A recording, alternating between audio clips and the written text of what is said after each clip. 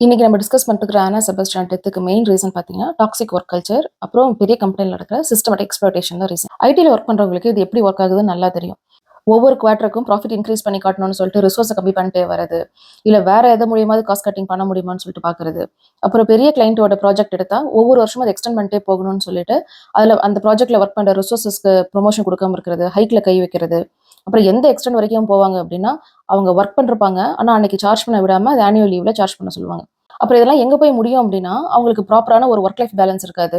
எதிர்த்து கேள்வி கேட்டா, ஒரு வேளை நம்ம ஹைக்ல கை வச்சுருவாங்க, ப்ரொமோஷன்ல கை வச்சுருவாங்க அப்படின்னு சொல்லிட்டு, அந்த டாக்ஸிக் ஒர்க் கல்ச்சர்லயே அப்படியே கன்டின்யூ ஆகுறது. இதனால என்ன ஆகும்னா, நாளடைவுல அவங்களுக்கு மென்டல் ஸ்ட்ரெஸ் வர்றது, இல்ல பிசிக்கலா அவங்க ஹெல்த் வந்து டேமேஜ் ஆகுறது, இதெல்லாம் தான் நடக்கும். இந்த மாதிரி இஷ்யூஸ் அட்ரஸ் பண்றதுக்கு தான் இப்ப பாத்தீங்கன்னா, சாம்சங் எம்ப்ளாயீஸ் கூட அவங்களுக்கு யூனியன் வேணும்னு சொல்லிட்டு சண்டை போட்டுட்டு இருக்காங்க.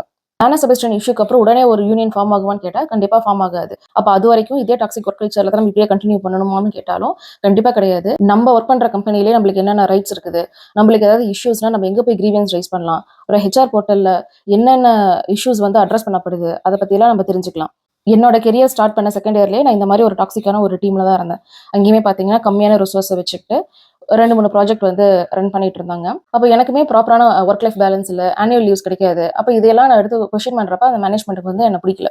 ஸோ ஆப்வியஸா என்ன பண்ணாங்கன்னா, நெக்ஸ்ட் சைக்கிள் வரப்ப எனக்கு வந்து டிஃபால்ட் ரேட்டிங் குடுத்துட்டாங்க. எனக்கு ப்ரொமோஷனும் குடுக்கல. ப்ரொமோஷன் சைக்கிள் அப்ப நம்ம அவுட்கம் சொல்லுவாங்கல்ல. அப்ப அந்த அவுட்கம்ல வந்து எனக்கு என்ன சொன்னாங்க அப்படின்னா, "உங்க ஒர்க்ல எந்த பிரச்சனையும் இல்ல. ஆனா உங்களுக்கு ஏன் இந்த டிஃபால்ட் ரேட்டிங் குடுத்தோம் அப்படின்னு சொல்லிட்டு எங்களால சொல்ல முடியாது. ஏன்னா இது மேனேஜ்மென்ட் டிசிஷன்னு சொல்லிட்டாங்க." இந்த பெர்ஃபார்மன்ஸ் சைக்கிளே என்னோட ஒர்க்க எவாலுவேட் பண்ணதானே. ஏன் எனக்கான ப்ரொமோஷனோ, ரேட்டிங்கோ கிடைக்கலன்னு சொல்றப்ப திரும்ப அவங்க அதே தான் சொன்னாங்க. "இல்லங்க இது மேனேஜ்மென்ட் டிசிஷன். நாங்க எதுவும் பண்ண முடியாது. எங்கள ட்ரஸ்ட் பண்ணுங்க" அப்படின்னு சொன்னாங்க. கொலீக்ஸ்ட்ட வந்து டிஸ்கஸ் பண்றப்ப என்ன சொன்னாங்கன்னா, ஐடிலலாம் ஒன்ஸ் வந்து ஒரு ப்ரொமோஷனோ, ஹைக்கோ குடுத்துட்டாங்கன்னா குடுத்தது தான். அதெல்லாம் எதுவும் சேஞ்ச் பண்ண முடியாது. நம்மளால சேலஞ்ச் பண்ண முடியாது அப்படின்னு சொன்னாங்க. இத சேலஞ்ச் பண்ண என்ன ஆப்ஷன் இருக்குன்னு தேடிட்டு இருக்கப்ப தான் எனக்கு ஹெச்ஆர் போர்ட்டல்ல கிரீவன்ஸ் ரைஸ் பண்ணது ஒரு ஆப்ஷன் இருக்குதுன்னு தெரிய வந்துச்சு. அப்ப நான் கிளையன்ட் கிட்ட வாங்குன அப்ரிசியேஷன், அப்புறம் எனக்கு வந்து பெர்ஃபார்மன்ஸ் சைக்கிள் அவுட்கம்ல என்ன டிஸ்கஸ் பண்ணாங்க, இது எல்லாத்தையும் எடுத்து போட்டு நான் கிரீவன்ஸ் ரைஸ் பண்ணிட்டேன். அதே மாரி நான் கிரீவன்ஸ்ல வந்து என்ன மென்ஷன் பண்றது அப்படின்னா, எனக்கு இந்த டீம்ல டிஃபால்ட் ரேட்டிங் தான் குடுத்துருக்காங்க. அப்படின்னா நான் அந்த டீமுக்கு பெருசா எந்த கான்ட்ரிபியூஷனும் பண்ணல. அதனால என்ன இந்த டீம்ல இருந்து ரிலீவ் பண்ணிருங்க அப்படின்னும் கேட்டிருந்தேன். நான் அந்த கிரீவன்ஸ் ரைஸ் பண்ண உடனே எக்ஸ்பெக்டட் ரியாக்ஷன் தான். ஃபர்ஸ்ட் மிரட்டி பார்த்தாங்க. அப்புறமா கெஞ்சி பார்த்தாங்க. நான் திரும்ப திரும்ப கேட்டது வந்து ஒரே ஒரு கேள்வி தான். ஏன் எனக்கான ரேட்டிங் குடுக்கல? எனக்கு அதுக்கான ரீசன் மட்டும் சொல்லிடுங்க. நான் இந்த கிரீவன்ஸ் வந்து வித்ட்ரா பண்றேன் அப்படின்னு சொன்னேன். அது வந்து மேனேஜ்மென்ட் டிசிஷன். அது வந்து வெளிய சொல்ல முடியாது அப்படின்னு அவங்க திரும்ப திரும்ப அதே தான் சொன்னாங்க. நானும் என்னால வித்ட்ரா பண்ண முடியாதுங்க. ஏன்னா நான் வந்து 1 வருஷம் ஃபுல்லா இவ்வளோ ஒர்க் பண்ணியிருக்கிறேன். எனக்கு ரீசனே தெரியாம நான் எப்படி அக்செப்ட் பண்ணிக்க முடியும்? அப்படின்னு நான் சொன்னதுக்கு, "என்னம்மா இது? இது கெரியர்ல ரொம்ப இனிஷியல் லெவல்லாம் ஃபார் ப்ரமோஷன் தான். இதுக்கு ஏன் நீங்க இவ்வளோ எமோஷனல் ஆகுறீங்க? ஏன் இந்த அளவுக்கு எடுத்துட்டு போறீங்க?"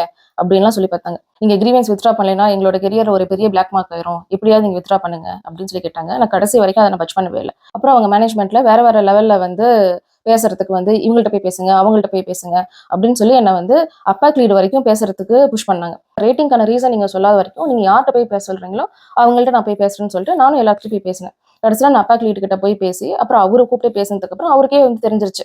இந்த மாதிரி இது ஒரு பெர்சனல் வெஞ்சன்ஸ்னால தான் எனக்கான ரேட்டிங்க குடுக்கலன்னு சொல்லிட்டு. அப்புறம் என்ன அந்த டீம்ல இருந்து ரிலீவ் பண்ணிட்டாங்க.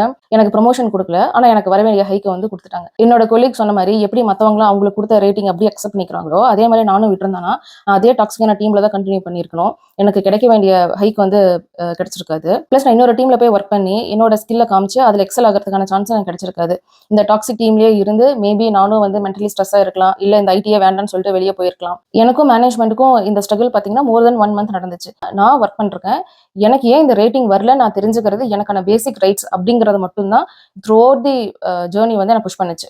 நான் இந்த கிரீவன்ஸ் வித்ட்ரா பண்ணாதனால லேட்டர் ஆன் அந்த மேனேஜரோட கெரியர்ல அது ஒரு பெரிய இம்பாக்ட் பண்ணுச்சு. இந்த இஷ்யூ பார்த்தீங்கன்னா, அப்ப மேனேஜ்மென்ட்ல இருந்த பல பேத்துக்கு இது தெரியும். ஸோ அவங்க யாராவது வந்து எதிர்த்து கேள்வி கேட்டா நம்ம கை வைக்கலாங்கிற ஒரு தாட் இருந்திருந்தா, கண்டிப்பா அவங்களுக்கு இன்னொரு செகண்ட் தாட் வந்திருக்கும். என்ன மாரி யாராவது பிரச்சனை பண்ணிட்டா என்ன பண்றதுன்னு சொல்லிட்டு. இந்த மாரி எக்ஸ்ப்ளாய்டேஷன்ஸ்க்கு வந்து யூனியன்ங்கிறது தான் ஃபைனல் சொல்யூஷன். ஆனா யூனியன் வர வரைக்கும் நம்ம இது எல்லாத்தையும் பொறுத்துக்கணும் அப்படின்லாம் கண்டிப்பா கிடையாது. ஒர்க் பண்ற கம்பெனில நம்மளுக்கான ரைட்ஸ் என்னென்ன, இஷ்யூஸ வந்து ஃபைட் பண்றதுக்கு என்னென்ன சேனல்ஸ் இருக்குது அப்படிங்கிறத தெரிஞ்சுக்கிட்டோம்னாவே ஓரளவுக்கு இதெல்லாம் ஸ்டாப் பண்ணலாம்.